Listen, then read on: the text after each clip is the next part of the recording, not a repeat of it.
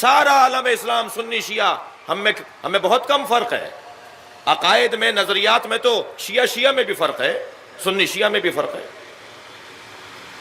عقائد میں تو سنی میں بھی فرق ہے. میں جس فرق کی بات کر رہا ہوں وہ اعمال کا فرق، وہ رفتار کا اور کردار کا فرق ہے. اگر میں یہ کہتا ہوں کہ سنی شیعہ کے اندر بہت کم فرق ہے تو مجھ پر ایک اعتراض آتا ہے، مجھ سے ایک سوال ہوتا ہے، کیا یہ فرق کم ہے کہ ہم پہلا امام اور خلیفہ مانتے ہیں اور ہمارے بھائی چوتھا مانتے ہیں، آپ کہہ رہے ہیں کوئی فرق نہیں ہے؟ تو بھائی یہ فرق تو شیعہ میں بھی ہے، یہ فرق تو سنی میں بھی ہے. عقائد کا فرق تو ذاتی اور فردی ہے. جو اسلامی تعلیمات کے حوالے سے بات ہوگی تو وہ اعمال اور رفتار کی بات ہوگی. عقیدہ تو آپ سب کا مختلف ہے، کوئی کسی جیسا عقیدہ نہیں رکھتا. بھائی سلمان اور ابو ذر کا عقیدہ ایک نہیں تھا، اصحاب پیغمبر کے عقائد ایک جیسے نہیں تھے. اور پھر میں نے ایک جملہ کہا کہ میں نے کتنا علی پہنچایا ہے ان لوگوں تک کہ جن سے مجھے علی چاہیے، جنہیں میں چاہتا ہوں کہ مولا کائنات کو وہ ایسے مانے جیسے میں مانتا ہوں. تو میں نے کتنا پہنچایا علی بن ابی طالب کا کمال اور عظمتیں ان تک. میں نے کیا اہتمام کیا ہے، میں نے کیا انتظام کیا ہے. قصور میں سے مراد ہم سب کا ہے. رفتار کو دیکھیے، کردار کو دیکھیے، اعمال کو دیکھیے. مسلمانوں میں بہت کم فرق ہے. بھائی صبح صادق سے لے کر اور افطار تک جو آپ 16 گھنٹے 14 گھنٹے 12 گھنٹے تک روزہ ایک ساتھ چلاتے ہیں وہ تو ذہن میں نہیں رہتا. 8 منٹ کا فرق یاد رہ جاتا ہے کہ شیعہ 8 منٹ پہلے، معاف کیجئے گا، بعد میں کھولتے ہیں اور سنی 8 منٹ پہلے روزہ کھول لیتے ہیں. وہ بھی قرآن کی آیت سے دلیل مانتے ہیں اور بناتے ہیں کہ غروب تک روزہ رکھنا ہے.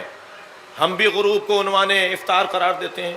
فرق اتنا ہے کہ سورج کے غروب ہونے کی ابتدا اور سورج کے مکمل غروب ہو جانے تک 8 منٹ کا دورانیہ لگتا ہے. ہم مکمل غروب ہو جانے پر کھولتے ہیں، وہ آغاز غروب پر روزہ کھول لیتے ہیں. اور فرما رہے ہیں تو وہ جو کئی گھنٹوں تک ساتھ رکھا اس کو اشتراک نہیں سمجھ رہے. 8 گھنٹے کے اختلاف کے اوپر جھگڑے ہیں، لڑائیاں ہیں. نمازوں میں کس کا کہاں فرق ہے؟ کون سا سنی جو ہے صبح کی نماز 6 رکعت پڑھتا ہے، کون سا شیعہ ہے نماز ظہر 8 رکعت پڑھتا ہے؟ رکعتیں بھی ایک جیسی ہیں. قیام، رکوع، 2 سجدے، تشہد، نام تھوڑے بہت مختلف ہیں. حج کے اندر آپ چلے جائیے، اہل سنت جسے طواف زیارت کہتے ہیں آپ اسے طواف نساء کہتے ہیں. عمرہ مکمل کیا، حج مکمل کیا، اس کے بعد مرد عورت پر حرام ہو جائے گا اور عورت مرد کے اوپر حرام. یہ میاں بیوی کے تعلقات ختم ہو جائیں گے. اس کے لیے لازم ہے کہ حج اور عمرے کے بعد طواف اور 2 رکعت نماز طواف، جسے ہم طواف نساء کہتے ہیں، ہمارے بھائی اسے طواف زیارت کہتے ہیں. وہی طواف ان کے یہاں بھی ہے، وہی طواف ہمارے یہاں بھی ہے. آپ جوڑتے چلے جائیے فقہ اسلامی کے اندر. اور شاید یہ جو قرب پایا جاتا ہے، یہ جو فقہی طور پر قربت پائی جاتی ہے، اس کا ایک بڑا سبب یہ ہے کہ حضرت امام اعظم ابو حنیفہ فرماتے ہیں جب ان سے کسی نے پوچھا کہ آپ کی عمر کتنی ہے، اس وقت ان کی عمر کوئی 60 برس کی تھی. جب پوچھنے والے نے پوچھا کہ آپ کی عمر کتنی ہے، توجہ چاہوں گا اس مثال کے اوپر. پوچھنے والے نے پوچھا آپ کی عمر کتنی ہے، کہنے لگے 2 سال کا ہوں.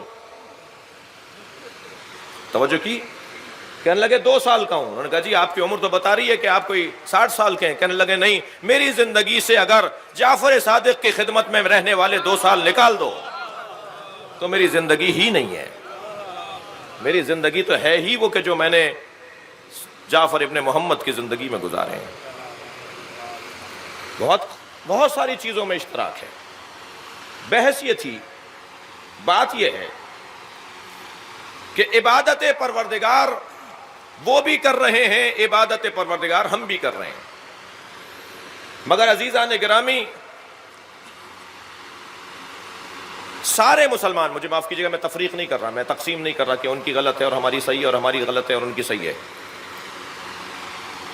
یہ کس نے بتایا ہے ہمیں؟ بحث یہ تھی. یہ 2 رکعت نماز فجر کی کس نے بتائی ہے؟ یہ حج ایسے ہوگا کس نے بتایا ہے؟ یہ روزہ ایسے کھولو گے ایسے رکھو گے کس نے بتایا ہے؟ تم تو کہہ رہے ہو کہ اللہ کی بات کرو اور اللہ کے علاوہ کسی اور کی بات نہیں ہونی چاہیے، جتنی بات تم سرکار کی عظمت کی کرو گے اتنے تم شرک سے قریب ہوتے چلے جاؤ گے۔ کہاں لے جا رہے ہو مسلمانوں کو؟ کیا نامعقول بات کر رہے ہو؟ غور کر رہے ہیں؟ ہمیں نبی نے بتایا ہے کہ صبح کی 2 رکعت نماز ہے، ظہر کی اتنی ہے، عصر کی اتنی، مغرب کی اتنی، عشاء کی اتنی۔ ہمیں عبادتوں کا سلیقہ سرکار دو جہاں نے عطا کیا ہے، اور جس نے ہمیں عبادتوں کا سلیقہ عطا کیا ہو، جس نے بتایا ہو کہ تمہیں اللہ کے آگے سر کیسے جھکانا ہے، کیا کہہ دو گے تو تمہاری نماز باطل ہو جائے گی۔ صلو کما رأیتمونی اصلی، ایسے نماز پڑھو جیسے مجھ مصطفیٰ کو پڑھتے دیکھ رہے ہو۔ اللہ کی عبادت کرنی ہے مگر سلیقہ میں بتاؤں گا۔ جس نے تمہیں عبادت کا سلیقہ بتایا ہو، توجہ چاہوں گا، سرکار نے اپنے ایک صحابی کو آواز دی، وہ نماز پڑھ رہا تھا، توجہ پڑھائیں گے اپنی، نہیں آیا، حضرت نے دوبارہ آواز دی، وہ تشریف نہیں لائے، سرکار نے تیسری مرتبہ آواز دی، وہ نہیں آئے، نماز مکمل کرنے کے بعد حضرت کی خدمت میں آ کے کہتے ہیں یا رسول اللہ آپ کی آواز سن رہا تھا مگر میں نماز پڑھ رہا تھا۔ حضرت نے فرمایا تمہاری نماز قبول ہی نہیں ہے، اس لیے کہ تمہیں نماز میں نے بتائی تھی، تم بھول گئے کہ تمہیں نماز کس نے سکھائی ہے۔ اللہ کی عبادت ہونی ہے مگر مصطفیٰ کی محبت کے ساتھ۔ صلوات پڑھیں گے محمد و آل محمد۔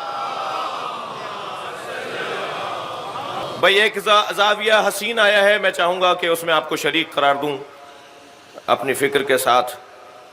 جو کثرت سے اللہ کے حبیب نے عبادت انجام دی، اسی عبادت میں کچھ اختلاف بھی سامنے آیا کہ حضرت نے ہاتھ کھول کے نماز پڑھی یا حضرت نے ہاتھ باندھ کے نماز پڑھی۔ پھر حضرت نے ہاتھ باندھا بھی تو کہاں ہاتھ باندھا، اور پھر اگر سرکار نے ہاتھ باندھا تو کیا ہمیشہ باندھا، اور کیا کھولا تو ہمیشہ کھولا۔ یہ بحثیں ہیں چاروں فقہوں کے اندر، توجہ ہے میرے ساتھ آپ کی؟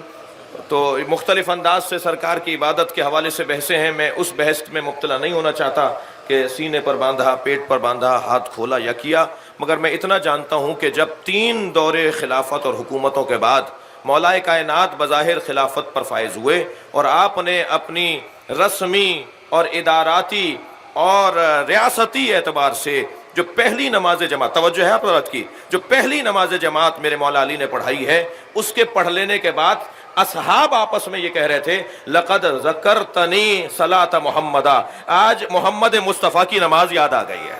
صلوات پڑھیں گے محمد و آل محمد۔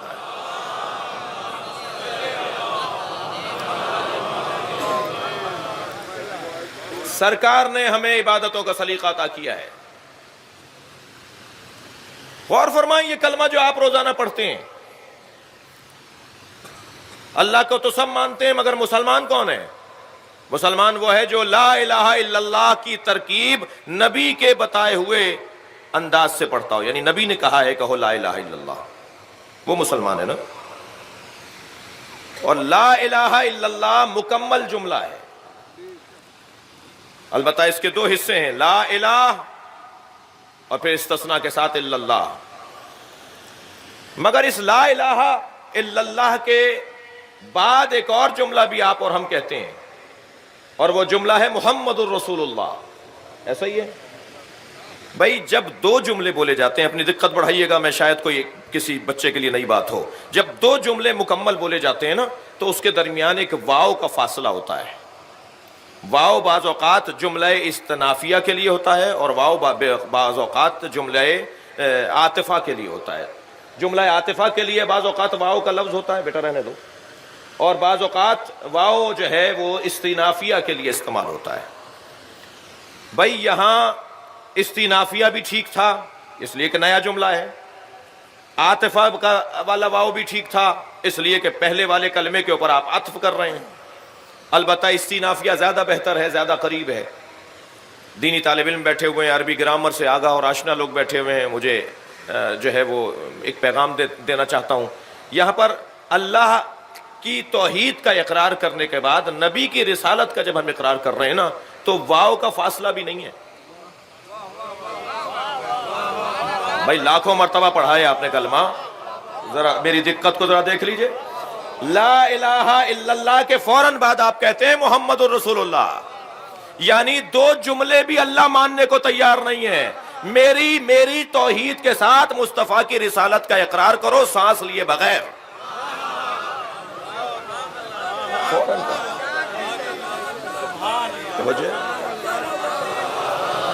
صلوات پڑھیں گے محمد و آل محمد۔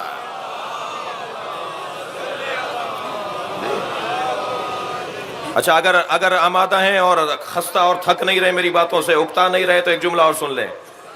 بھائی میں نے کہا لا الہ الا اللہ، بغیر فاصلے کے کہا محمد الرسول اللہ۔